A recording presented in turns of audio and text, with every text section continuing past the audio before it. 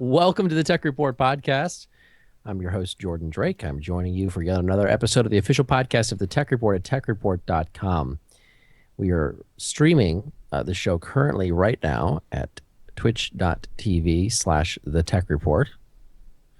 And, it provides some insight into how we do this show. If you like sort of getting behind the scenes and you want to tune in on usually every other Thursday night, right now, this is Thursday the 26th. So for the next episode, you kind of have to do the math and figure out when we're going to do the next recording session. But, you get to find out certain things about how this podcast is done. Like you find out about Jeff Campman and his books on the back wall. You find out about Jeff, who recently was finally allowed back in the house by a significant other and no longer records in his garage. So we're very happy for you. Well, this week anyway. Who knows what will happen for the next show. Just try not to piss her off. But Scott is in his damaged labs, and I have my feet up on my bed and may or may not be wearing pants. So we're in a good spot, and we're here to talk about all the things you can find at techreport.com. That's the number one place for news and reviews in the computer hardware world, and this is the podcast for that show. You can email us at jdrake@techreport.com. We're going to be answering some questions from those who are in the chat room, as well as some email questions here in the second. Before we do, I want to start. Mr. Scott Wasson apparently has come in possession of a quadcopter. I understand you're now providing a patch wireless network to your neighborhood using a drone now that is circling your house or something like that. I wasn't sure what the purposes of that was. This is way too cheap of a drone for that.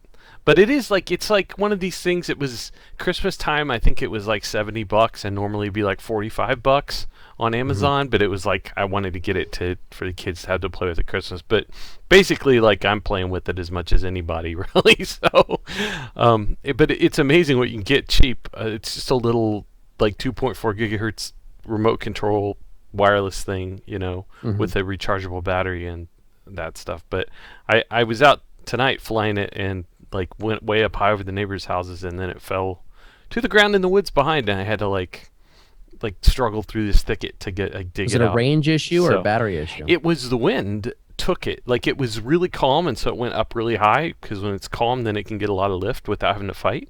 And then it like got into some current, and it just was gone. Like I couldn't keep it up. Like it just took off, and I don't know like when it came back down whether it was out of range for the transmitter for the control, or if it was just like my complete incompetence, because when it gets way off behind you and you're trying to control it and you lose the orientation on it, you don't really know which direction it's going to go when you hit the controls, because it doesn't like it, they can spin around so they don't orient themselves automatically. Right.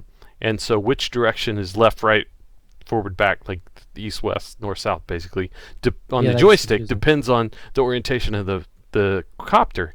And it got like kind of spun, and then it was in the wind, and so I would hit an input and it wouldn't do. Here, I got a video, because it has a terrible camera in it. So let me show you a terrible video of it. Like I'm trying to press play on the XSplit window, so that's not going to work. Okay, hold on. Let's see how that works. But it got up, and it just, you can see it's tilting, but it's not really going in the direction it's tilting because the wind caught it. Anyway, it's pretty cool though. I mean, you can imagine that's up pretty high. Yeah. So, for something that's that cheap and probably illegal, it's kind of fun. But it just got completely caught. This is like a UDI. It was the first thing. It was almost Christmas. I thought I should get one of these, and it was like the first thing that came up on Amazon when I did a search that was like super cheap.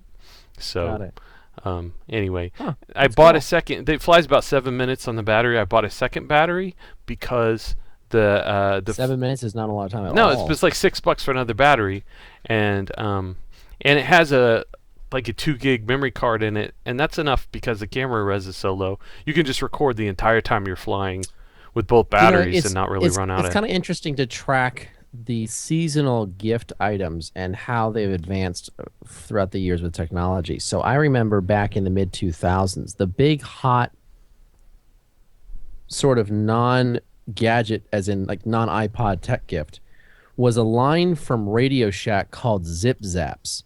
Does this ring a bell to anyone at all? Zip Zaps? zip zaps, and it was kind of like a Moore's law type thing. It was a super tiny little remote control car that until previously had never been able to be made so tiny, and it was a full 4-channel remote that allowed you to go forward, backwards, right, left, and right, and the cars would charge on a docking station powered by AA batteries in the remote. There's a little docking station in the remote. Yeah, I remember So those. it was a combined toy, and it was like $25, and it was the total impulse sort of Christmas gift of that season. And then a few years later, that was replaced by the drone helicopters, which, as you know, were, they had like the one rotor, and it was usually either 2-channel or 4-channel. These things range anywhere from $30 to $80, depending how capable they were. Total indoor. They sort of sit there and hover if you don't give them any input. So it's interesting how year after year, as the technology advances, you have better lithium-ion batteries, smaller batteries, better remote controls. Everything just gets cheaper.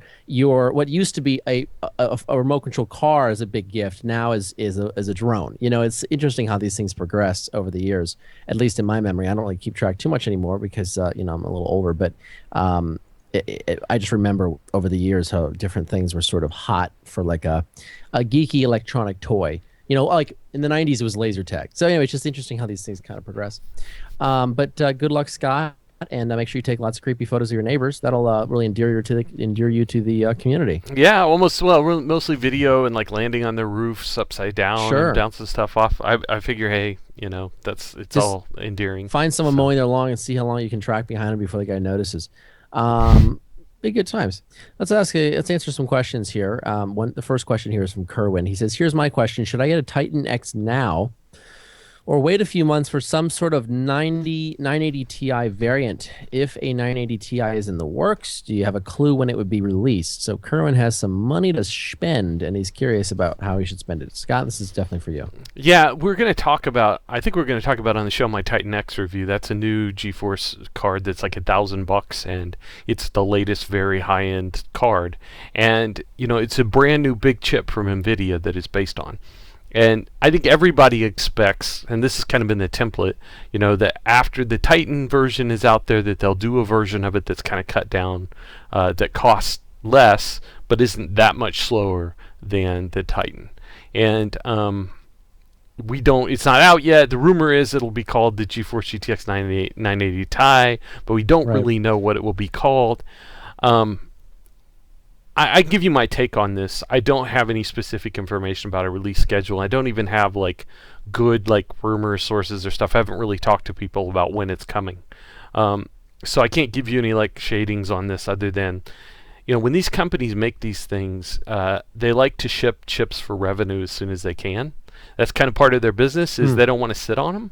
I saw some discussion in the comments about Titan X the other day. Oh, I'm surprised they didn't wait until AMD shipped its thing. No, it doesn't work that way. They want the money that they can get from selling you this now. And getting there first is a big deal for winning people's business. So my sense is they're not going to wait a long time. The issues have to do with this is a big chip. There are certain yields that they're getting on it. They're going to take the best ones and sell them in Titan X. They're going to put as many there as the market will sustain. If they could sell all of them at $1,000, they would, but they're not gonna, because people aren't going to pay $1,000 for a card, and they're going to have some of them that not all the pieces work. And in a big chip like that, you can disable portions and make it into a slightly lower cost product and still be one of the fastest graphics cards in the world in this case, because it's the biggest, fastest GPU out there. So I think weeks, maybe months, but not more than maybe a couple months. My sense is NVIDIA would probably want to be out in the market before AMD, and AMD is rumored to have the R9 390X coming basically June, mid-year. So I'd guess they're going to be out sooner with another card. The only thing, Jordan, is if, I said all that about they're not going to wait. They might wait for one reason. There's a bit of gamesmanship these guys play between they want to see the other guy tip his hand before they release something. Sure. So if they could get final specs and get their hands on an R9 390X and test it, and then they would know, we need to set our clock speeds here to win, they might try and play that game. But these days, usually that game gets played on like special editions and like super overclock cards and things like that. So I don't know. I would wait. I think if you wait a month or two, it's going to be out. That's my take. That makes sense. This other question here is from Cougar. He says, plenty of enthusiasts have old sound cards laying around, so this question should be applicable to many listeners. From a purely sound quality perspective, is it better to use modern onboard sound, I assume from a more recent motherboard, or a 5 to 10-year-old sound card? Jeff, this is a good question for you. The last time we actually did sort of blind testing was a few years ago, and motherboard audio has improved a little bit since then. But it's one of those things where motherboard audio, I think, is good enough for most people now, and it's really hard to tell the difference between the two unless you're doing kind of back-to-back listening tests. So I still use a sound card. I prefer how they sound. I found that I'm at least in the past been able to consistently spot differences, not so much between different sound cards, but between even a halfway decent sound card and a decent onboard solution. So I've sort of tended to sort of stay with that, and there's really no reason not to use an old sound card as long as you've got sort of driver support in the latest version of Windows. But for most people and probably most speaker setups, the onboard audio solutions now are fairly good.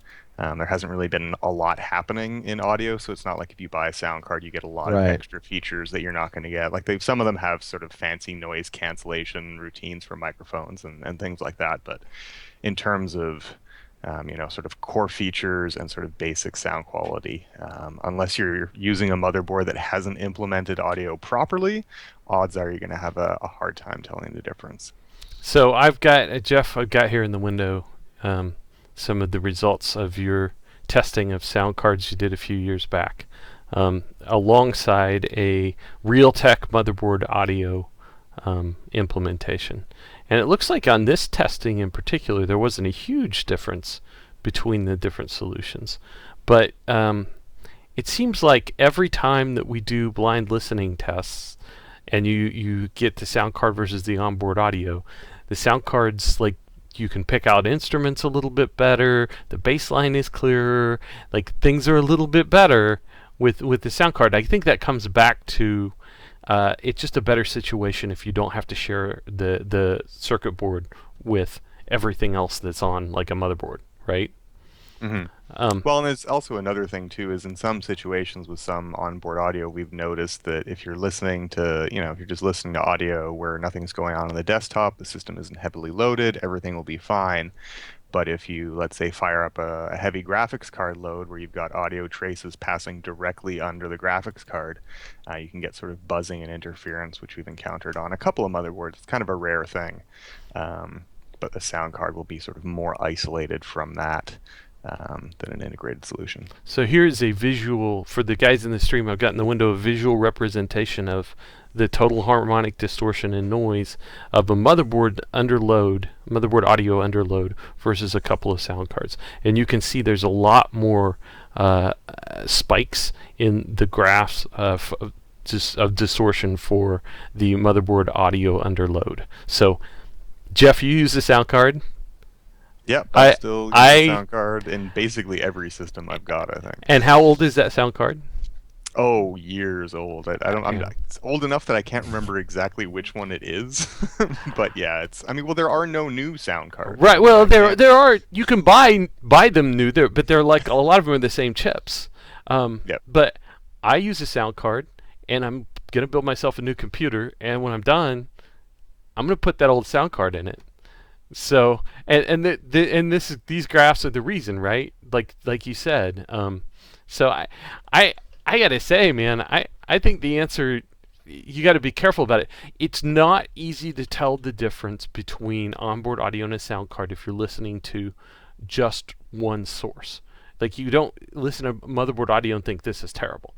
But when you listen to a sound card and motherboard audio back to back, you're like, oh wow. Yes, I can tell the difference. If you listen to the same song on those two different sources, the quality difference is something you understand. So, I don't think the market's changed a lot there. I could be wrong. No, and I'm looking even like it seems that prices have actually crept up a little bit. I'm looking at the Zonar DX, or maybe that's the no, that one did used to be expensive. Let's see. The Zonar DSX was sort of our favorite. Now it's still reasonably affordable, so it's $54 right now. And that's kind of the nice thing about a sound card because nothing is really happening in the industry. You can have a sound card last through multiple upgrades and really not lose anything. I mean, good sound is good sound. It's not really getting better with new cards. Um, so you have something that will last through multiple systems, and yeah, the DSX is still sort of our favorite all around sound card. So you can get it even after rebate, only $44, which I think a good investment if you care about sound, if you have nice speakers or nice headphones. If you're just if you're just playing games, honestly, it's probably not worth having a sound card. I found it really, really difficult to tell differences in games. Part of that is because it's really hard to get a repeatable session.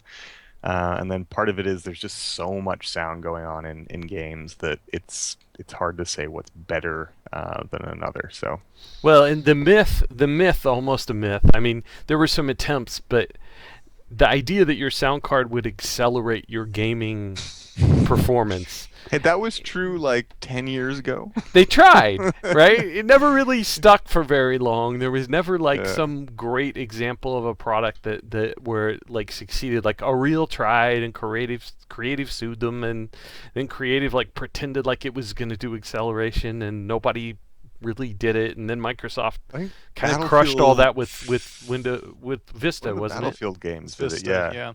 Yeah. I think Battlefield something, or maybe Battlefield 2 was, I think, one of the last games that actually used 3D audio. I seem to remember doing some testing on Creative's cards, and that was the only one where you could like have all of the sounds playing at once. Right. But now CPUs are fast enough, they mix enough that, I mean, the audio is not a problem. It's just not a problem because we're doing it other ways. So, in fact, it's kind of weird. AMD did this true audio thing where they have DSP acceleration in new Radeons. It's also, I think, the same DSPs they put into the PlayStation 4 and Xbox One. And, like, I want to test, like, does this help performance? Does it help quality? And every once in a while I'll ping AMD and they're like, yeah, there's a few things that use it, but there's no example. I think only it's like Thief. I think it's the only game that I've seen that uses it. Yeah. So, and even then, like I there's no measurable performance difference with it that I could see. So I don't know. Anyway, we should probably one more question. Okay.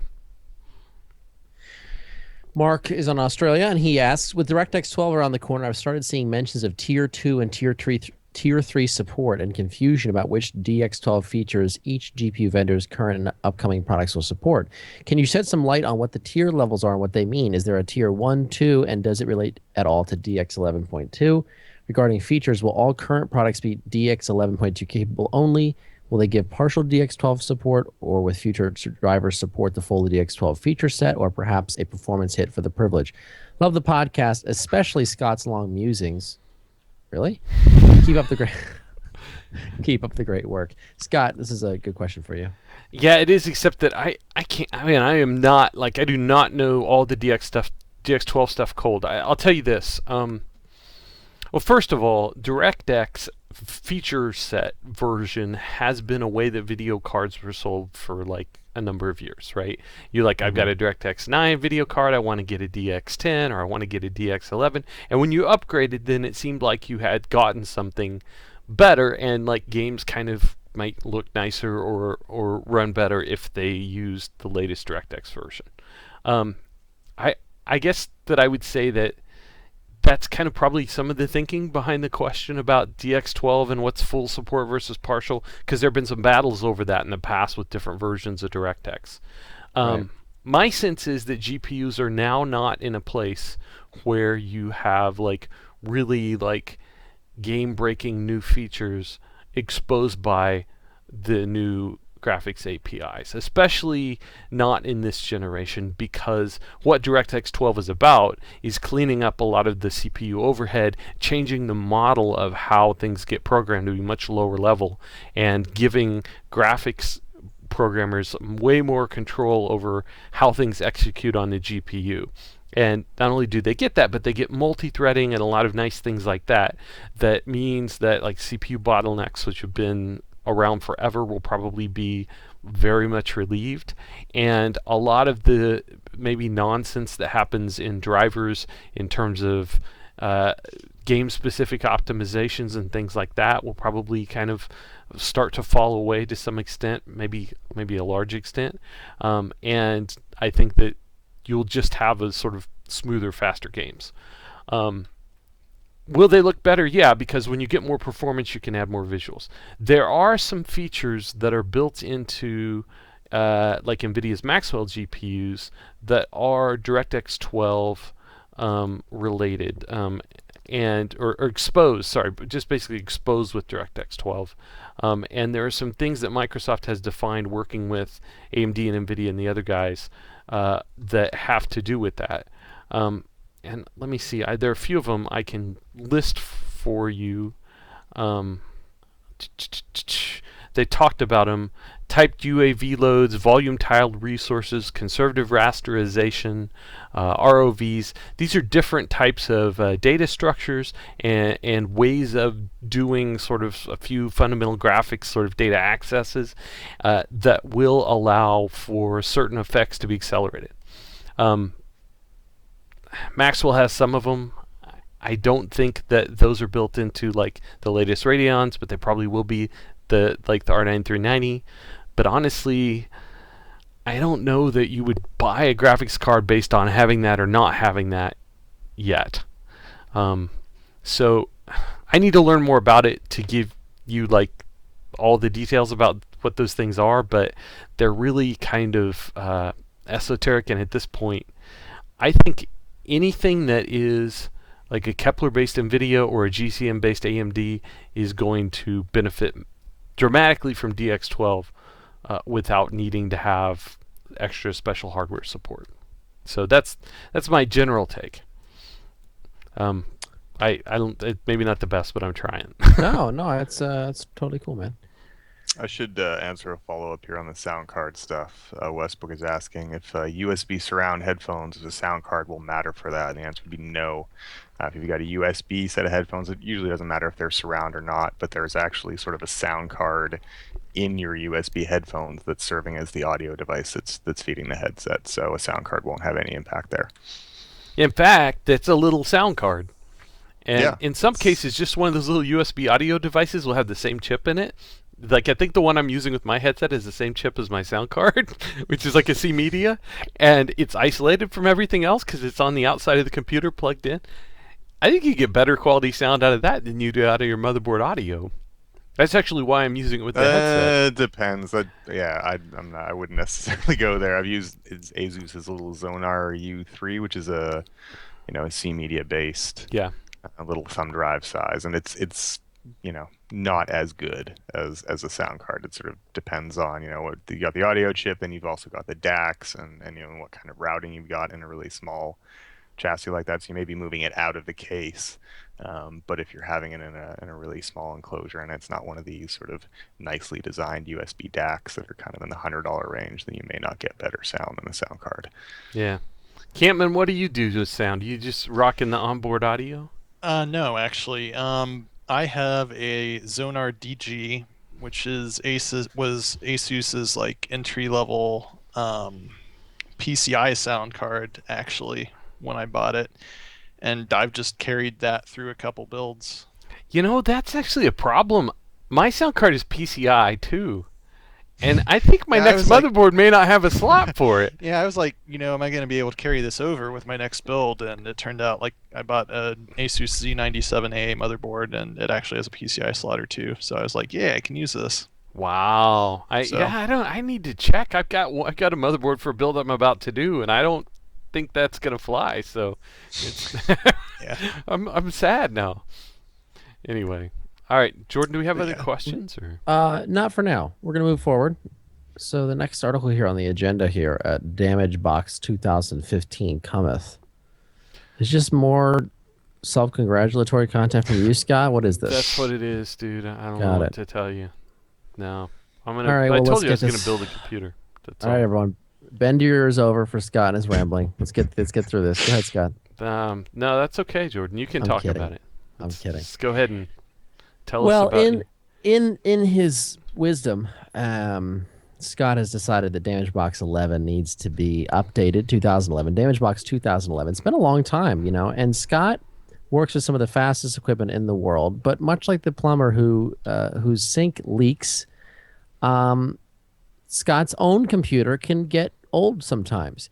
Although I think the idea of a plumber and a leaking sink isn't quite the right analogy. I'd say that Scott having a slow computer is more like a plumber having a golden sink that's just sort of condensating a little bit. It's still very, very, very, very nice, but just could be a little nicer. So it looks like Scott has splurged on himself and making a new machine. I don't know. Is that good, Scott? Is that what you're looking for? I don't know, dude. I mean, I guess it's a 4-year-old computer. It's got like what was a high-end processor, but it's like pre-Sandy Bridge. I'm teasing. I mean, right. I think it's pretty old now. I think I don't know. But no, it's just I wanted to build kind of mid-range ish kind of thing because I'm going Z97 now. That's a Core i7 4790K Devil's Canyon. So I'm not going for X99 Haswell E, but I just figured that's kind of the class of stuff that we recommend for most people in system guides and stuff. And I like Haswell E, but I don't know that I need it. Especially because I'm kind of hoping that, like, we do some video work now. I'm hoping I can use QuickSync to do the encoding, and that will be good enough for like YouTube and stuff like that, which is like built into the CPU here and not into the Haswell E. But Haswell E has like a ton of cores, so you can get fast CPU encoding on one, but you get super power efficient fast hardware encoding on the other. So anyway, I just sort of showed some of these parts. I got more parts here and they're all here now, and I'm gonna build it and we'll talk about it more. But I'm kind of excited. I haven't really, every computer I've had for a long time has been like, okay, what stuff is kind of old that I've got sitting around that I could probably use without like having to retest it, and then it's just like old stuff that I put in, like nice old stuff, you're right, but like kind of old stuff. This is all brand new stuff. So I'm kind of thrilled. So, and I have another new keyboard. Very special. Well, that's special. Good. This is a Cherry MX green switch Cooler Master keyboard. All super, super high effort clicky. Like you gotta almost hurt your fingers to push it down, which is I love it. So all the carpal tunnel just listening. The positive feedback is crazy awesome on it. So I'm really excited.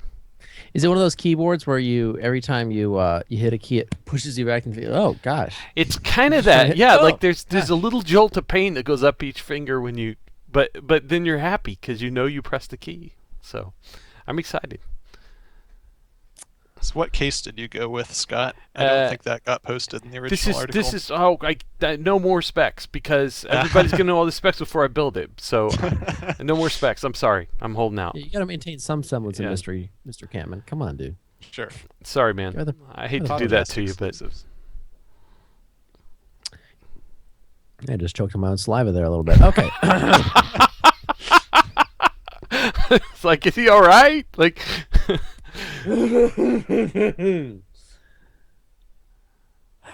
Talk here. All right, this next article here, written by Mr. Jeff Campman. Logitech introduces MX Master Mouse for office domination. This is a really sexy mouse. It's $100. The MX Master. It's a high-end mouse for business and office users, coming to a product placement in a Tony Stark-related movie soon. Wow, Jeff, what makes it worth $100? Well, I think partially it's just because it's their nicest mouse, but it's also got some pretty neat features in it, like the scroll wheel. Like most mice have a clicky scroll wheel or a smooth scroll wheel. Like Logitech's better mice can switch between that kind of ratcheted feel. Feature. Yeah, and it not only that ratcheted feel and like a smooth scrolling really fast thing for like going through all 65,000 rows in an Excel spreadsheet really fast. But this thing can not only do that, but it can also like predict what kind of scrolling you want based on the input you give it. Like if you scroll it really hard, it'll actually go into free spinning mode, and it'll stay in. You can like tap it to stop it, and it'll go back into that ratchety mode. Wow. So, yeah. So that's, I mean, that's like, I mean, I think that's cool. It is kind of cool, actually. I've actually used that other. I don't have the mouse working right now because I threw away my Bluetooth adapter, which is a story I told a while back. But I actually have used that infinite scroll feature, and I like that quite a bit. And then I like being able to click, click, click, and then, go back and forth. And then it's got like another scroll wheel under your thumb, and they say that that's mapped to like left and right scroll out of the box, but you can switch it to do other things. So that's, I guess, again, like if you have to do that a lot, it's nice to have that under your thumb. Rather than having to move your hand over to the arrow keys or like click and hold a scroll bar. Like the other thing, I guess people are getting excited about is that you can pair this. I mean, like it can pair with up to 3 devices. Like natively, it just like remembers those pairings, and you can move it between computers without like carrying an adapter with you because it's a Bluetooth mouse. So that, I guess, is neat. Like if you move between a laptop and a desktop at work, or you have to take the mouse on the road with you, like you don't have to repair it every time. You can just switch over to different profiles. I'm most excited about dark field laser tracking. What is that? Well, I mean, I guess that's Logitech's fancy name for just what we would just say, duh, that's a laser mouse. But, like all lasers, I guess this can track on glass. So long as it's of a certain thickness, it can track on transparent surfaces, it can track on your leg, it can track on anything. So I guess that's the idea behind that feature. It's just, you can use it anywhere. Like, we'll talk about these EVGA mice in a minute, but like the optical mouse I have here from EVGA actually can't track on my white desk. It gets all jittery. So, I mean, it sounds silly, but it is actually a concern. Yeah, I'm actually not sure we're going to talk about the EVGA review. I haven't made up my mind, but we'll get there. Yeah, we'll see.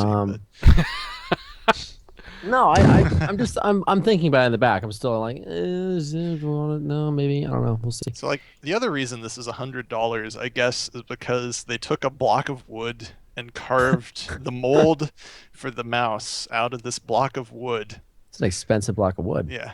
And they made the molds from that, so you know that the mouse you're holding it was filed to its final shape by a Logitech craftsman or something. Yeah. I don't really understand that. Like, how is that better than doing it in clay or any other material or a 3D besides printer, trying to make it look artisanal? Like it's not a wooden mouse or anything. No. I think the head of design went to a woodshop annex course over at the local community college and was like, guys, I have the idea. I have the idea for us. Now, this is one of those mice that you look at and you realize it's really designed, at least from what I can see, it's designed to sort of move your whole hand with the mouse. Yeah, and I've always been the kind of like, I like to anchor my wrist and then just move my fingers. How do you guys fall on that? I go that way. I'm the same way. For the longest time, yeah. I gripped it in my palm. I'm gripping in my mouse in part of my palm right now. So I mean, that's kind of natural for me. Interesting. So when you move your mouse, your whole forearm moves. Yes. Okay, interesting. And Scott, you're saying you're like me. You rest your wrist, and your forearm stays still. Yeah. I'm moving it with my fingers, unless I have to go a longer distance. Then I'll lift up and move the whole arm. But if I can get away with it, I'm barely moving. Like it's like one of those guys who plays Wii games where he's like running like this on the couch. It's whatever's the least effort. Where do you stand on that one?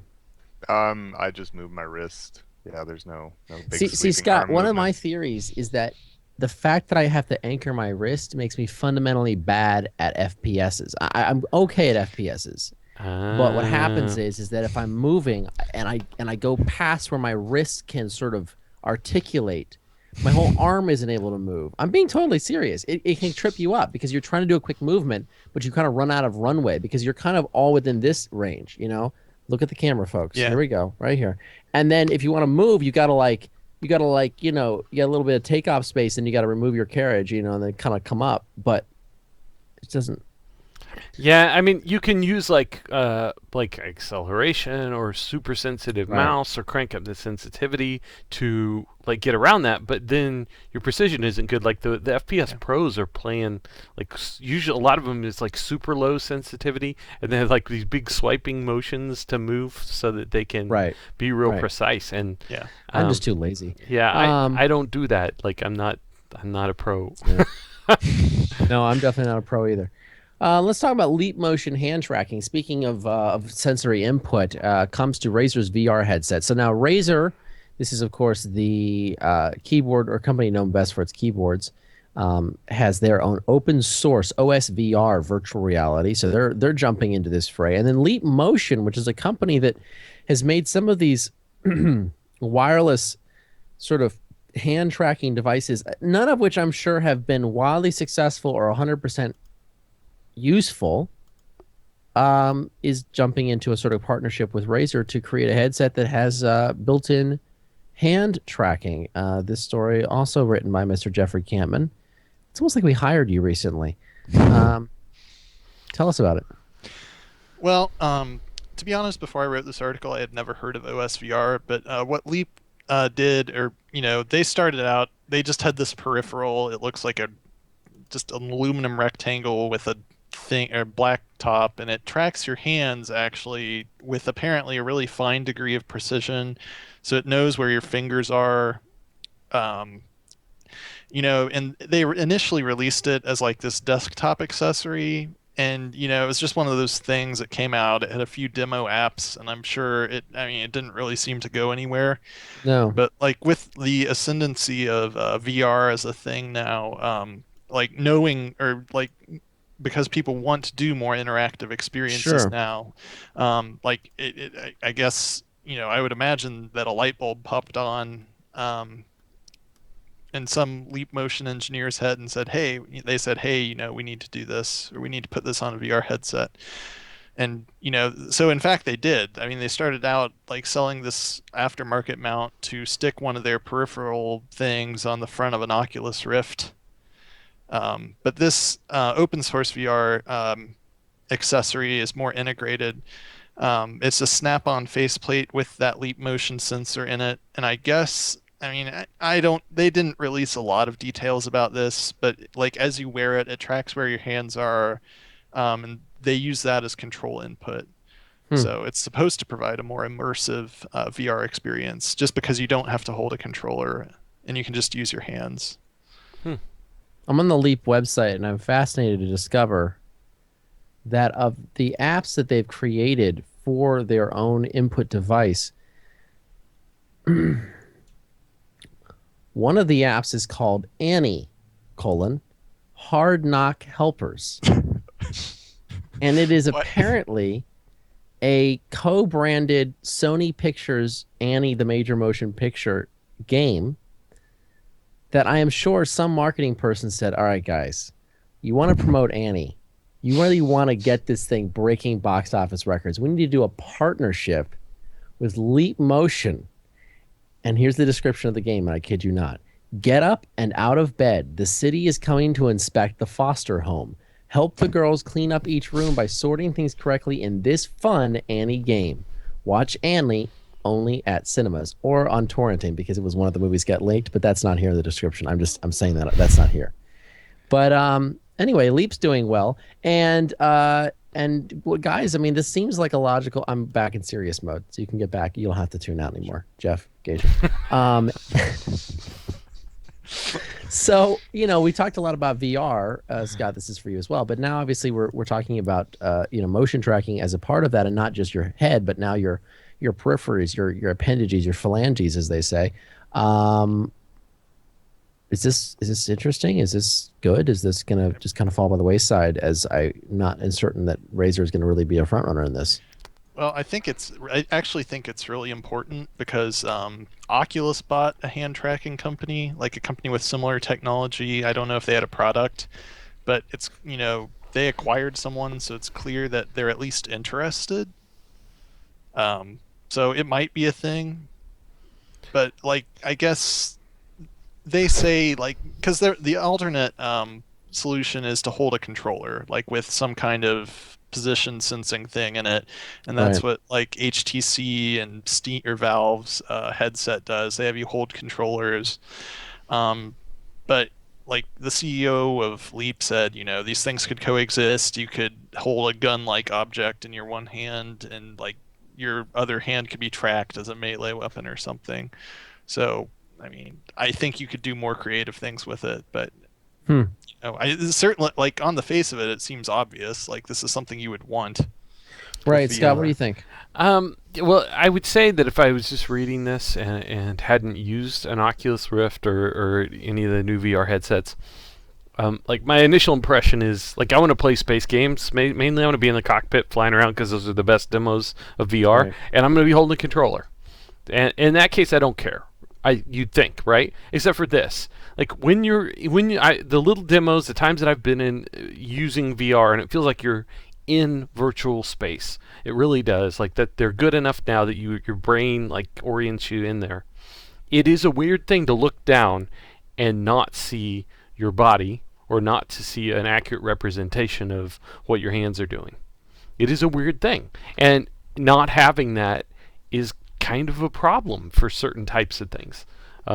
So I think you want it. I think ultimately, I don't know about this particular product or any of that, but I think you want some type of hand tracking, and or like a 3D camera, which I think is what this is, on the headset to know what's happening, so that you can create that sense of presence that involves, your whole body, or at least the front of it. Jeff Gager, any input before we move on? Yeah, I mean, a couple of things. One is I think you sort of, depending on the game or what you're trying to do in VR, having the hand tracking is great, and I think it's something that you need. But it doesn't solve sort of movement as a problem. I think that, let's picture yourself in a you can control you with movements of your head, and you can use your hands, but and then how do you move forward? Unless you're working on a treadmill or something, you do kind of have to have a controller. So this is really strikes me as a more complementary device and kind of a replacement for a controller. And the one thing I'd sort of, it's weird to have it, I think, on the front of the headset, because then essentially you're only tracking sort of what you're looking at. And the Leap, I'm looking at the specs for it. It's supposed to be able to track inside 8 cubic feet, which seems like it would have enough to sort of look down at your hands and capture a reasonable amount of what you're seeing. But it's not necessarily, unless you also have some sort of complementary tracking that's monitoring the headset, then you're not going to have sort of your own movement and your own perspective changing. So I would actually kind of expect, like a Kinect-like system, or whatever Oculus is using to actually track the motion of the headset. If that sort of takes your entire body and hands into perspective, that sort of, since you're already going to need the camera to track your head movements, sort of facing you, then having another camera that's facing out from the goggles in your hand strikes me as kind of a doubling up of what you actually need to get accurate body and hand tracking done. So. All right. So speaking of mice, we talked about Logitech's MX Master a second ago, and now Mr. Jeff Camp, and I'm happy to inform you that I've decided that we are going to talk about your. Okay, yeah, we are going to talk about your review of EVGA's Torq X5 and X10 mice reviewed. This is Rodentia. Okay, what? EVGA? Something like that. He got a little too cute with the subtitle. Somehow we didn't edit that out. Jeff and I failed you all. No, it's just like... I apologize. Scott, I mean, look, you bring this guy on, and I get he's super eager, but he's just trying so hard. He's like, he's trying to move the agenda along, and he's telling jokes, and he's like doing these subheadings that just don't make any sense. And it's just, what I'm saying? And like, when you do it, it's okay. When you do it, it's funny. Okay, I'm kidding. Anyway. It's not easy being the new guy around Jordan. No. I mean, look, I've been the new guy for a long time, so I'm really happy that there's finally somebody else. That's true. The dynamic has changed. So, anyway, has a target on your back of your head. Anyway, so I'm just scrolling through, and Jeff, I have actually not had a chance to read this yet, but I'm seeing visuals that make me go, wow, this is a very interesting take on the customizable ergonomic gaming mouse in two variants, the X5 and the X10. So let's start with the basics. What makes these two models different? And then I want to dive into things like weight adjustment, a grip adjustment, the height of each mouse can be, or at least this one variant, the X10, can be adjusted. A lot of interesting nuances here I want to get into. But let's just start with the basics. Okay, so like most importantly, one is $50, one is like $70, and what that extra money buys you, and the more expensive one is the X10. And what that more expensive mouse gets you is all that adjustability for one, a slightly more high resolution sensor. What else? Oh yeah, a laser sensor, most importantly. Like weight tuning. And there's like a metal base plate in it, so it just feels a little more solid. Plus it has like a dimpled surface, whereas this other one has a glossy, smooth surface. So the differences are subtle, but so yeah, the cheaper one, the X5, you can't adjust the weight, you can't adjust the shape. It uses like more traditional optical sensor. It has fewer levels of on-the-fly DPI adjustment. Like it also only has one like customizable LED, whereas the X10 has two. It's not going to make your kill-death ratio any better, but I guess it looks cooler. So, but that's the most basic rundown. Oh, and I guess the X5 is all plastic too. But what's the cost difference on these? Well, the X5 is $50 and the X10 is $65 at retail right now. It's funny because I mean, the mouse that I use right now is the Corsair M60, which we've liked a lot of the years, and I gotta say I don't like this mouse. Like for all the time that I've played it, I want something different. So I'm intrigued by these. So let's keep going because at some point I might have to leave my current mouse for a new mouse. But don't tell it that. Okay, so let's start with I guess the X10 is kind of the more exciting model here. I mean, I'm just looking at things like, for instance, interesting goodies. You can change the profile of the mouse. By that I mean the height from the sort of the desk to your hand. To either sort of more of a curved shape or a flatter shape using a little Torq screw, I guess, that's provided with the mouse. Is that a difference that you found useful or a tweak? Well, I guess the reason EVGA allows for that is obviously because people take different approaches to grips, like we were just discussing. Some people hold like the mouse in their palm and then with their fingers just sort of flat on it. And then others will kind of, I guess, move their fingers into more of a claw shape, like where it's still in their palm, but the fingertips are what's controlling the mouse. And then like the third most common style, I guess, is where the mouse isn't actually in your palm at all, and you're just using your fingertips to control the mouse. But the reason they did this is so that you can like get more height in your palm, or just more like mouse in your palm, depending on the shape of your hand, I guess. Like if you have shorter fingers, you might have a flatter shape. Maybe longer fingers might require more of an arch. I'm just speculating, but I mean, I found it like I tried, I usually use like a fingertip grip when I'm actually playing games, but I tried like the common grip shapes with this thing, and I found, you can get it to be pretty comfortable no matter what style it's in. So it is actually useful, I think. Yeah, no, that makes sense. There's also other little tweaks, like for instance, you can adjust the weight of the M10, and there's a sort of a cover that pops off the top of it. I don't think I've ever seen a mouse that's adjustable through the top and not through the bottom. This is kind of a unique design. Like the actual top cover of the mouse buttons pop off, and they're like these little silos in there, and you drop cylindrical weights into them, and that's how you tune it. It's neither here nor there. I don't think like most people want a mouse. Obviously it runs to preference, but this is already a pretty heavy mouse. Some people could like it heavier, I guess, but I've never understood how the weight really impacts things, if I'm honest. But well, I mean, I guess like some people want to feel more inertia. It's not really again, like I always question this. I'm always a little skeptical of it because, a heavier mouse might tire your hand out faster. It's harder to like, I mean, just it's harder to overcome that inertia when the mouse is in motion if it's heavier. So if you're having to flip back and forth a lot, that could be a problem. So I was fine with it out of the box. So now we come to the software, and this looks, I mean, it's a pretty sexy looking customization software. This is EVGA's Unleash software. Right. The one you're using here for the demo, I presume, is the X10. It's the X5s, actually. I'm sorry, the X. It's pretty similar between mice. Mm-hmm. And this is where you can adjust everything from the preset settings on the DPI sensitivity.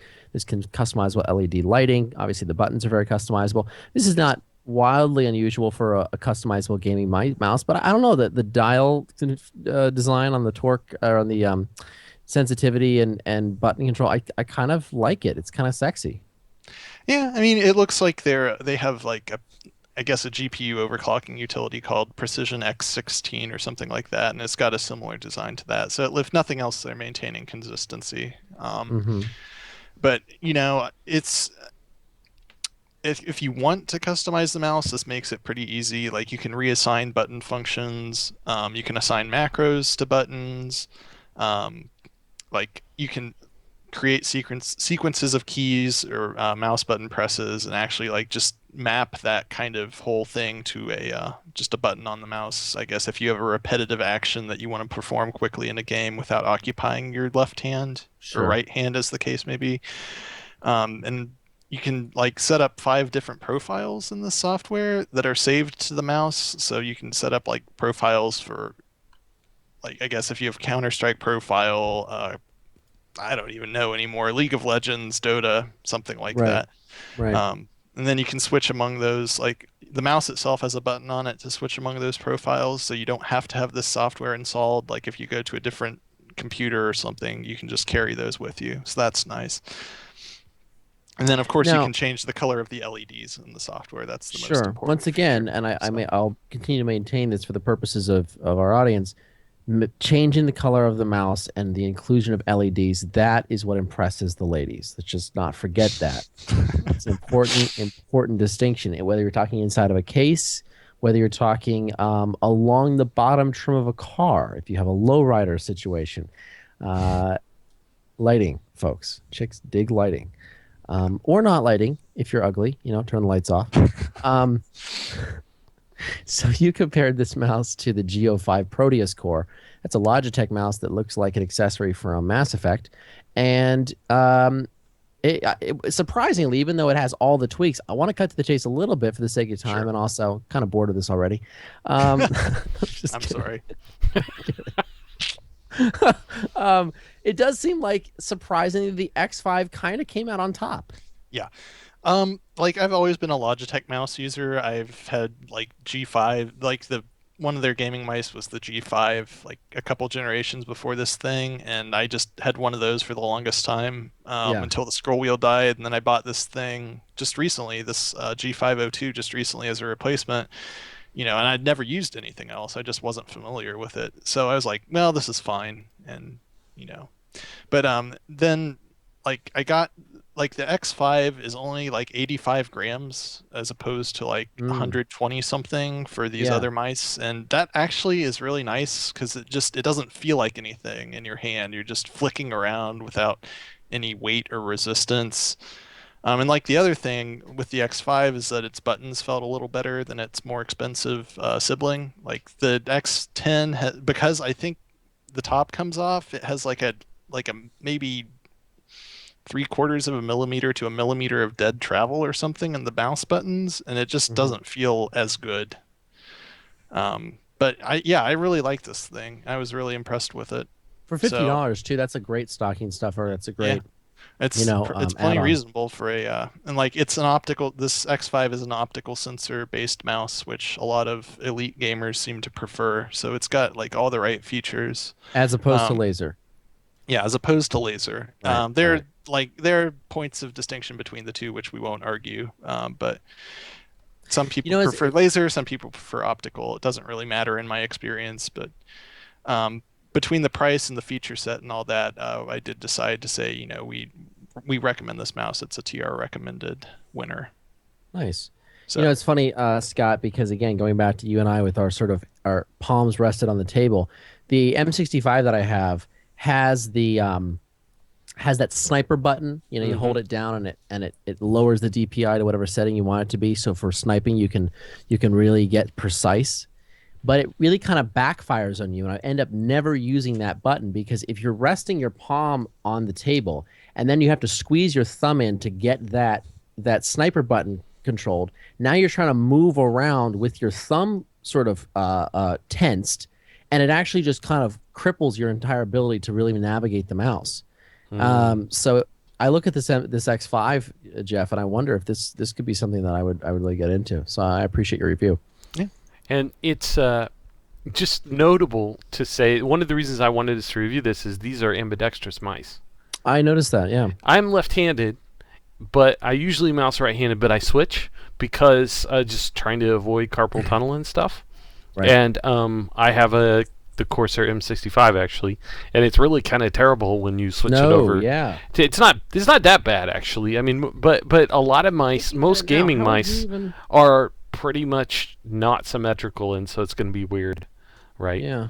So these are truly symmetrical. So Jeff, you can send them to my address whenever, because I could actually, it would be nice to have a decent mouse with either hand works the same. So now I've got lots of mice. You don't have to send me one, but you really should. Yeah, sure. Phil in the comments. I'm holding on to the X5 because I really liked it, but you can have the X10. That is a deal. That's a good deal. I'll take it. A few people in the comments, including Phildo, are agreeing that the claw grip doesn't really work for the sniper button, which has certainly been my experience. But yeah, I never use the sniper button. You know what also doesn't work? I find that if I had a sniper button that was sort of not holding it down, just hit it once, then it would work, I think, a lot better. That's an interesting point. And I've noticed a lot of games now, or some newer games, kind of have an option if you're crouching or running to set that key as a toggle or a hold down. So it would be nice for sniper buttons if they have that, because I had the same problem. I just found it awkward to kind of hold onto the mouse more tightly while doing that sort of sniper style shooting. So yeah, it's interesting too. I haven't gamed in a long time, and then recently I kind of got back into it a little bit. My roommate is a PC gamer, and it's kind of fun if you have somebody you can game with. But I had Battlefield 4 installed on my computer, and because it's such a large game and I have a small SSD, I pretty much only have one game at a time, which is fine because I don't play all that often. But I had Battlefield 4, and I erased it, or uninstalled it, I should say, and decided, I want to play Titanfall. Try Titanfall for a little bit, which was a well-reviewed game. And I played Titanfall for, a week or two, and it was fun. And then I just realized, these sort of more designed and originated on the PC games like Battlefield have so much more complexity from a progression and from a sort of evolution standpoint. There's so many more options that, to me, I enjoy attaining the unlocks and the customizations and the tweaks, that at a certain point I uninstalled Titanfall and put Battlefield 4 back again. And my roommate and I started playing a lot more together. And, it's a game that's had a lot of problems. We haven't talked a ton about it on the show because I haven't played it since last year, but it had a lot of problems coming out and still has some glitches and whatnot. But it's just a really good game, so I would recommend anyone who hasn't revisited Battlefield 4 in a while get back into that. Let's talk about NVIDIA's GeForce GTX Titan X graphics card. This is going to be a monster, and you know it because it's got the word Titan in it. The GTX 980 is puny. I spit on it. Tuh. That's the subline. See, Scott, when you're cute, it works. So I sign his checks, people. So yeah, well, sometimes you could get some tips to Mr. Cameron. So why does this? You open this, Scott, with some things don't require a lot of introduction, like the second Avengers movie or a new Corvette, unless the new Corvette is being purchased by someone in their midlife, in which case you go, okay, what happened? What's wrong? It's a different kind of introduction. Different kind of introduction, right? You might ask that question about Titan X too. Actually, you might. Yeah. So what is there to know about this in the introduction? What's the elevator pitch on this monster? Fastest graphics card in the world. Good start. Different than the past Titans. Okay. Past Titans have been based on NVIDIA's biggest chip. This is based on NVIDIA's biggest chip. But NVIDIA has sold its prior big chips into the GPU computing market. and has dedicated portions of those chips to double precision floating point math capability, which is basically kind of useless for real-time graphics, but is important for GPU computing. The Titans have traditionally had all of the double precision stuff enabled, so you could use them as a GPU computing development platform. So that was one of the reasons that they could ask $1,000 or more for the Titans in the past. This chip, which is a Maxwell chip, it's a 28 nanometer Maxwell GM200, bigger than the GM204 and the GTX 980. It doesn't have a bunch of double precision floating point capability in it. It's just enough to maintain compatibility, just like the GM204 and the GTX 980. So it's just for gaming, basically, which is a little different. They're not asking like 1,200 or whatever they asked for some of the more recent Titans. And the thing is, Jordan, it has 12 gigs of RAM on it. Wow. Which is more than you need, and probably they'll the deal is this. They have a 384-bit memory path, right? If with 384 bits, you get a certain number of DRAMs you could put on the card, and they went for all of them, what they got to was 12 gigs. You can imagine that there will be a cut down version of this that is not called the Titan, that is something like the 980 Ti, that is also 384 bits to memory, but it's 6 gigs. 6 gigs is much more reasonable and probably still more than anybody needs, right? 12 is just if you're paying us $1,000, we'll give you a whole bunch of RAM. I don't know you ever need it, but it's all there. Mm-hmm. So, so that's the deal. And the general gist, and there are some exceptions to this, but there are a lot of specs on the GPU. The general gist of it is, it's enormous. It's 600 square millimeters, so it's bigger than the GK110 and the last Titan by 500 square millimeters. It's 8 billion transistors. That's more like another billion almost over the last chip. And because it's Maxwell, even though it's not a new fabrication process, it's more power efficient, crams in more shaders and more resources. It's kind of basically 50% more than a GTX 980 in terms of the specs. So it's not double, but it's 50% more than a 980's in terms of key graphics capabilities. So there are some exceptions to that, but generally speaking, they kind of just added more of everything, so it's scaled up, right? And beyond that, and a really nice paint job on the very traditional NVIDIA cooler, it's kind of what you expect. It's a 250 watt card, so it doesn't need but one 8-pin power input and one 6-pin. Even though it's an extreme product in a lot of ways, it's not like some of those extreme PC products where they have to have water cooling and a 1,000 watt power supply and all that. This will get by on a 650 watt PSU if it's a decent quality one, and do everything you need. So not bad. Really, Jordan, the next things to talk about are just the performance, and let's dive in. These are my new GPU test rigs, X99 based, Core i7 5960X, DDR4 memory. I got Kingston supplied 960 gig SSDs for that reason that you were mentioning. You need a bigger SSD, man. They're cheap now. You can get, what was it? Oh, I don't even remember. I saw a deal on a 480 that was insane. They're super cheap. So they're $200 now, that class of drive. Yeah, which means the terabyte drives are $400. Yeah, and so it's getting to the point where it's almost like you just put your games on it. Get one for the games. So I kind of did that with these test rigs, and so it seemed like the right time to introduce these. Because I had X79 systems before, but we're going for the extreme, the Titan. So that's what's up with that. Performance-wise, synthetic tests kind of bear out what you'd expect. It's about 50% faster than a GTX 980. That makes it also about 50% or more faster than a R9 290X, depending on the test. And all of this stuff pretty much scales up like you'd expect when they went to the larger chip. So I tested virtually everything in 4K at about the highest settings.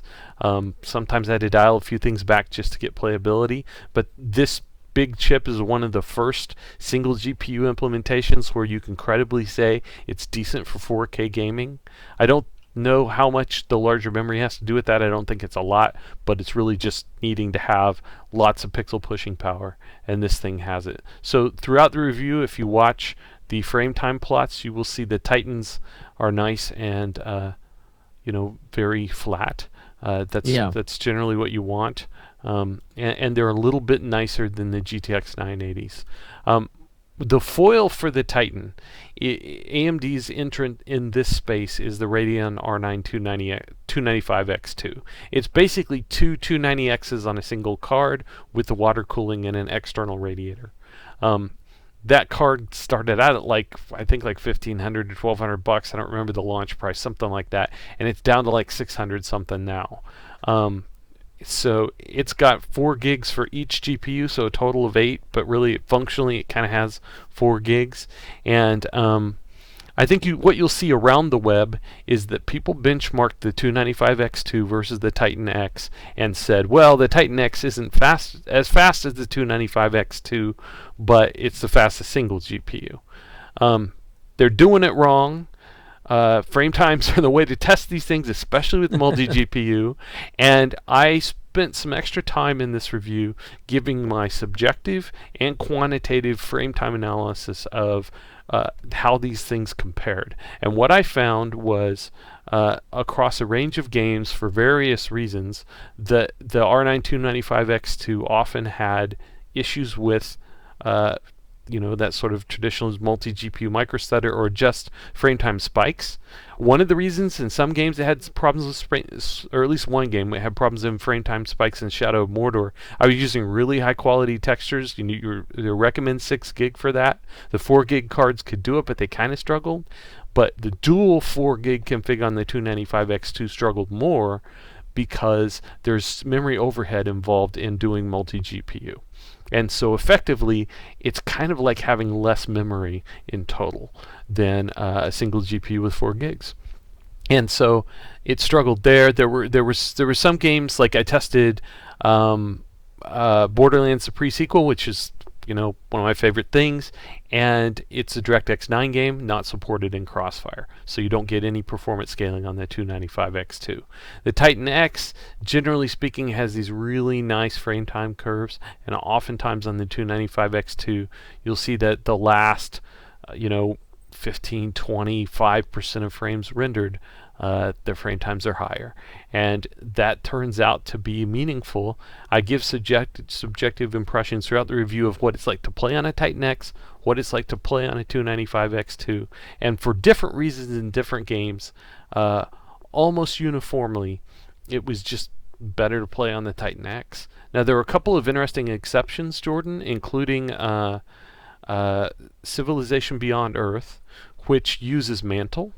And with Mantle, the Radeon 295X2 is actually not used the way that traditional multi-GPU is divvying up work with alternate frame rendering, where it's like one GPU does for odd frames, one does even, and they interleave. Instead, it's using split frame rendering, where 2 GPUs cooperate on the same frame. When that happens, then you get nice, low, smoother frame times, but the performance doesn't scale as well as it does with AFR. So it's kind of a more honest way of doing multi-GPU, and what you find there is that there's good scaling between the R9 290X and the 295X2, but it's not double the FPS anymore. It's and not double or not half the 99th percentile frame time, which actually it never really is with AFR. But what I found, and this is actually true also in Battlefield 4, which also uses Mantle, Jordan, is that the 295X2 is a good performer when you're using Mantle, when you're doing the multi-GPU the right way, and it also almost is an identical performer to the Titan X.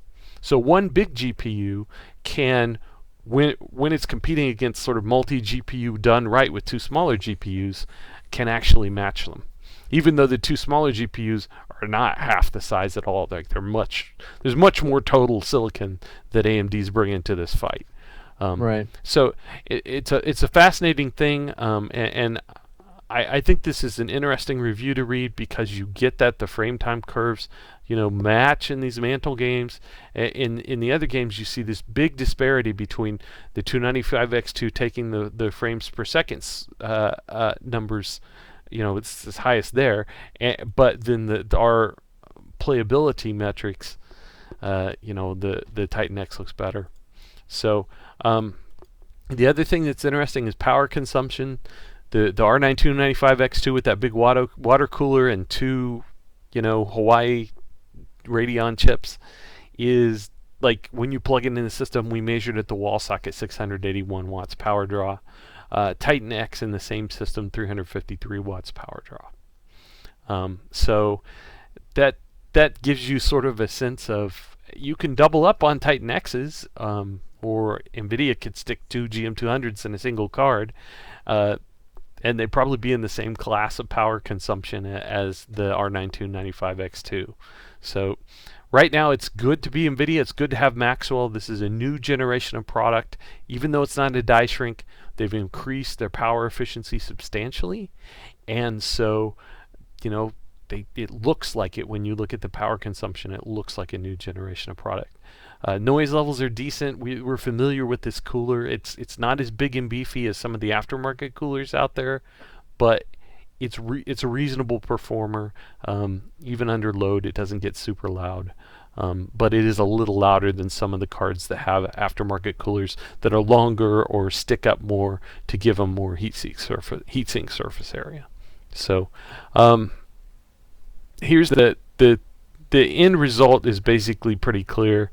In terms of 99th percentile frame times, we found that the Titan X was the fastest graphics card, even faster than the R9 295X2. If you look at the FPS averages, the 295X2 wins, but again, that doesn't come back to playability. You can remix it and look at 99th percentile frame time versus power consumption. We've got a plot and the conclusion there that shows that. And the interesting thing is that the prior generation is like the GeForce GTX 780 Ti based on the GK110 chip, and the power consumption between that and the Titan X in the same workload. So this is system level power consumption, but it's really basically the same system, so it's kind of driven by the GPU. Is almost identical, but there's a nice performance jump from the Kepler-based big chip to the Titan X with the Maxwell architecture. So, it's $1,000 graphics card. You probably shouldn't buy it. If you have a lot of money and you don't care, it's the best. Everybody else, you probably, if you're serious about buying a high-end card and want something that's really good, wait for the slightly cut down version of this that is almost inevitable. But Scott, as part of doing this review, you've obviously been playing a lot of different games that are sort of as part of your review set, and playing these games pretty much on their highest settings, given the graphics and power capability of these cards. Mm-hmm. Which game right now do you think looks the best? Oh man, Shadow of Mordor is a great looking game. But I think that probably I'd probably turn to Far Cry 4 as my current favorite. It is a great looking game. There's a ton of stuff going on the screen. They have really nice lighting, great models, good animation. I mean, it's just the total package. So I'd say that's probably the one to look at. There are some other possibilities. Another Ubisoft game, the latest Assassin's Creed Unity, is a nice looking game. I didn't test it here. Ubisoft games traditionally don't run well on Radeons at all, and I had enough of those, so I just didn't include it. But I want to be fair, even though it's a big name title. Anyway, that's a good looking game too. There's so many though. Alien Isolation looks good. It is really good looking. It is also kind of it looks like Doom 3 did, right? Doom 3 is very similar in that it's indoors, enclosed space, lots of darkness, muted color palette, and a certain type of shiny surfaces and things like that. That's a good problem to have for computer graphics. That's a lot harder to render an outdoor scene plausibly than to render that plausibly. But given what they've got to work with, given that they've picked some nice constraints, it's a beautiful looking game. They have a lot of kind of noise and some post-process filters and some of the shaders and stuff, which gives it a gritty feel, kind of almost like film, and it's cool. The other thing about that game is that it runs smoothly at 4K on even like an R9 290X or GTX 980. You don't even need a Titan X to run that game smoothly in 4K. This is pretty impressive. Yeah, I'm just sort of looking through some gameplay just to get a sense for it. I haven't really paid attention till now, but it does look pretty good. Mostly, it's you wander around and then a monster comes out of a box at you and stuff. So yeah, that's some people are into that. Anything else to say on this crazy Titan? No, I think we got it, man. Excellent. Do we want to recap the 2015U GPU race for a moment? Okay, I don't know. Let's see. Let's take some reader questions if we have some. I want to make sure we get everybody in the chat in. Let's do that. Any questions in the chat room? Let's see. And now we wait 30 seconds. Westbrook 348. For 1440p resolution, 120 Hz, are frame times decent with 970 SLI versus Titan X? Enjoyed the Titan X 295X2 battle in the last review. I haven't tested those two things against each other. I'll tell you this. If you're doing 120 or 144 Hz display and you want fast responsiveness, SLI will get you one portion of that, probably better than Crossfire. I think NVIDIA has done maybe a better job of kind of being a custodian of like the game profiles needed to make sure that you have smooth frame times in SLI. But they're using alternate frame rendering, and splitting the work between the GPUs in that way means that you do not lower input lag. So when you click and then when something shows up on the screen, that lag is not reduced by adding a second GPU. It's basically the same as running a single 970. Titan X with the big fast GPU will lower input lag. So you'll get more frames out of two 970s, and you will get potentially, I think, reasonably good animation and frame times. But what you won't get is lowered input lag. So it's kind of a trade-off. I think if you have a really fast setup like that, like two 970s at that resolution, it's probably never going to be a big issue because it's just fast all the time. But I don't know. It's really hard to justify the Titan X for $1,000 when two 970s are like under 700. I don't think I can recommend that. But it just is the case that there's still a technical way in which the big GPU wins whenever you put it up against the team like that. Let's see. Someone's asking why frame time is better than FPS. Because it is. Well, we didn't explain this, and it's probably worth explaining. Frames per second is an average over a full second. That's the way that everybody does it. That's what it means. Or in some cases, it's actually average over a long period of time. Frames per second does not capture those momentary lapses when you have stutters or slowdowns or things like that in a game.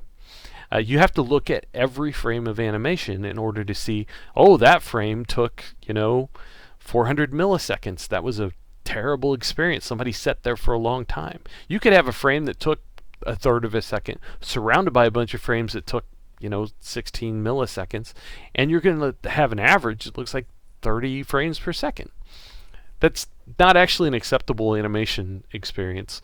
It's not good gaming, but traditional FPS metrics kind of mask those problems.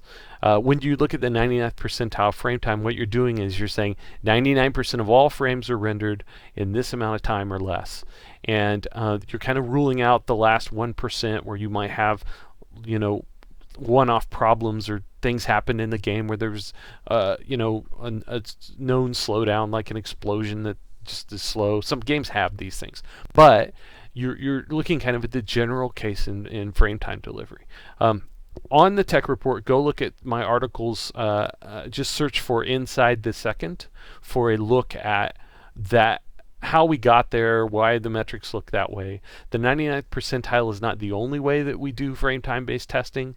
You look at our reviews and you'll see some other things, some badness metrics that have to do with like how many frames, how much time was spent rendering frames beyond certain thresholds. We have these frame latency curves that kind of show you, that the sort of frame rendering times in the worst cases and how those go up as you get near the sort of last 1-2% of frames. And the commentary is kind of hopefully helpful enough to explain what we're seeing in the numbers. You read a few of our reviews carefully, look at that analysis, and I think you'll start to get a feel for it. It's more complex, but at the end of the day, what we're doing is we're giving you a characterization of the smoothness of the animation in the game.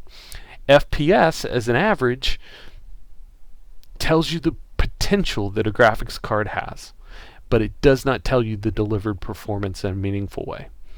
So that's what we're trying to do with the frame time metrics and things like that. Alrighty. Do we have other questions, or are we ready to move on? Not see anything else. We got a scintillating SSD review from Mr. Gazer today. Yes, we did. I think we can close out the episode with this. So this is the OCZ Vector 180 solid state drive reviewed. Barefoot goes bigger. Jeff, this is your reviewed. Your review. Yeah, this is kind of par for the course for a new SSD. What's happened over the last several years, we had a whole bunch of controllers come out designed for the SATA interface, and those really haven't been updated. Controller makers are working on stuff for PCI Express, so in the interim what we've had is sort of updates to these drives as new flash memory comes out. So basically this is like the old Vector, the Vector 150, except it's been upgraded to Toshiba's A19 NAND, which is their second generation of 19 nanometer flash. Toshiba now owns OCZ, so it gets an in-house discount and inside line on the latest and greatest NAND. So this is Toshiba's new stuff. So it's basically the Vector 150 with new NAND and a couple of other small tweaks. The first one is that you can now get the drive in a 960 gig capacity. Previous Barefoot drives were limited to sort of the 480 to 512 gig range. So there's a larger option now. And the other one is they added some sort of, what do they call this, Power Failure Management Plus. Which basically just protects some of the information that they store in the DRAM cache on the drive. So this isn't actually user data, but it sort of describes how the data is stored on the flash. So that is now protected by a power management scheme. So if your laptop dies unexpectedly or the power goes out, that information will be preserved. But it's not sort of the server grade power failure protection that you would get in kind of an enterprise grade SSD, where you have even data that's kind of in between the host system and being written to the flash is preserved. So it's not really a big change or a big upgrade, but it's just a little addition that they've made. And that's kind of it with the drive. The performance, it performs about like the old Vector, which is good. I mean, the Barefoot 3 controller is a very fast all-around controller. It has good sequential performance, good random performance. So it's just one of these good all-around drives. With OCZ, the discussion tends to not center around performance so much as reliability. I guess they're a little bit infamous for, the Vertex 2 days, I think it was, where they were one of the first companies to adopt SandForce's controller, which, wasn't quite ready yet in terms of firmware and overall stability. So I think they suffered the brunt of that more than other SSD makers. So every time we review an OCZ SSD now, we do kind of a little check at user reviews on Amazon and Newegg and check through the forums and see if people are having problems with the drives, because there has been a trajectory in the last few years where there have been much fewer, negative reviews online. There have been fewer people complaining of problems and fewer actual problems with drives. There was a spell where OCZ was issuing a lot of firmware updates to correct problems, and that seems to be over now. And all of the latest drives, in particular the ones that have come out since OCZ was acquired by Toshiba, have really good user reviews online. There aren't a lot of people complaining about DOA units or premature failures or some of the other things that afflicted OCZ drives in the past. There are a couple of exceptions. A couple of the 480 gig drives that they've released recently, the ARC 100 and the Radeon R7, for some reason have a disproportionate number of negative reviews. But otherwise, people seem to be pretty happy with their OCZ drives. It looks like the just being acquired by Toshiba and sort of the resources that they now have for validation testing, and then also the fact that this is their own controller now that they're using. It's in-house NAND that they're using. They kind of have the entire stack in-house, and I think that's going to help them, or has been helping them, make more reliable drives.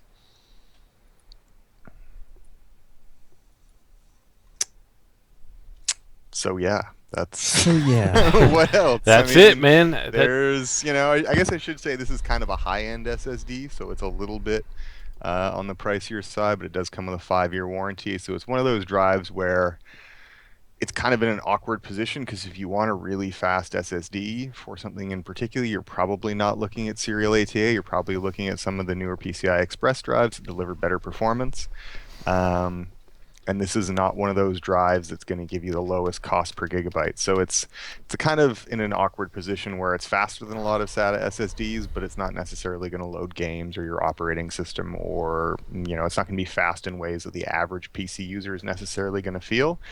So it's one of those sort of mid-range to higher-end drives that you are paying a little bit extra for a higher endurance rating and a longer warranty. Alrighty.